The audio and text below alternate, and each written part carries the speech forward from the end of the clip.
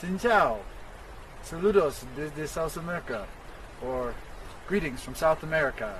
I'm Mr. Renault, and I am here in South America in the country of Ecuador on a farm. This is a greeting and an introduction to all of my future students and parents at International School Saigon Pearl. I just wanted to send a quick video to let you know a little bit about myself and show you what I've been doing the last few months. Come on with me.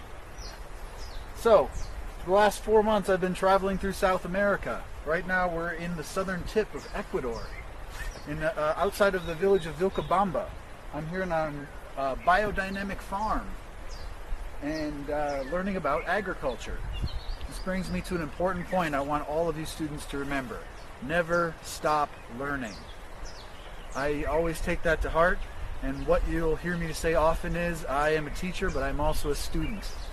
This year, I took it upon myself to be a student of agriculture, but also of Spanish. I've been taking Spanish lessons in South America while I travel. I am on the last month of my journey as I travel back to the north, to the city of Quito, which is the capital city of Ecuador. For those of you that don't know, Ecuador is a small country in the very northern part of South America. And agriculture is a big fancy word which just means farming, or raising crops, vegetables, and other plants for use for eating, drinking, and other uses. Come with me and we can see some of the farm. If you look off to the right here, we have a greenhouse. This greenhouse is for many organic produce, such as tomatoes and other leafy greens like lettuce, kale, and chard. Now the reason that they have this greenhouse is because there's many insects in the region that will feast on the fruits and the leaves before they actually get ripe enough to eat. So what this does is it protects them from the insects and other elements of the weather in the area. Okay? Right now we are in a valley. A valley is a small indentation in between some mountains. If you can look around here, we have actually quite a few taller mountains. This is called the Churrusco Valley. The mountains help to protect the valley from a lot of weather, wind, and other harmful forces that might damage the animals and plants of this region. If we come further, we might be able to meet some of the animals on the farm. Come on with me. Well, as you can see, this is a dairy farm. We have cows. This is the mother cow. We're milking her right now. She just gave birth to a calf only 8 weeks ago. Okay?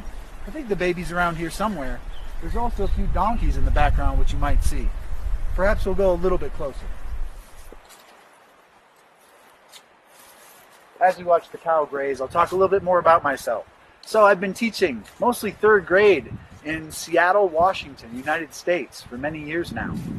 And I've learned a lot about different cultures since there's been many cultures at my school at Wing Luke Elementary, which is on the south side of Seattle, Washington. But I'm very excited to be learning more about different cultures as I travel to Vietnam this next year and spend the next year teaching you at International School Saigon Pearl, 2nd grade.